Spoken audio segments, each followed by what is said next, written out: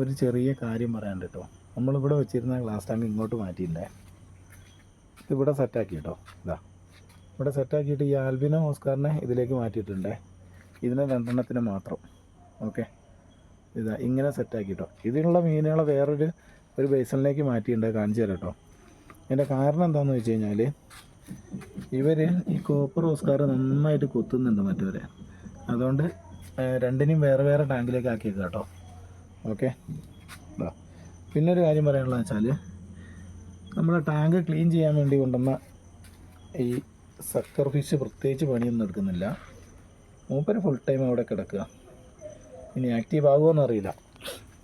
പിന്നെ അപ്പോൾ ആ ചെറിയ ഗ്ലാസ് ടാങ്കിലുണ്ടായിരുന്ന മീനിനെ ഈ ബേസണിലേക്ക് മാറ്റിയിട്ടുണ്ട്. ഓക്കെ, എന്താ നമ്മളെ ഷാർക്കൊക്കെ ഇതാ പോകുന്നു. എല്ലാവരും ഇതിൽ തന്നെ ഉണ്ട് കേട്ടോ, കുഴപ്പമൊന്നുമില്ല. ഓക്കെ, അപ്പോൾ അത്രയേ ഉള്ളൂ.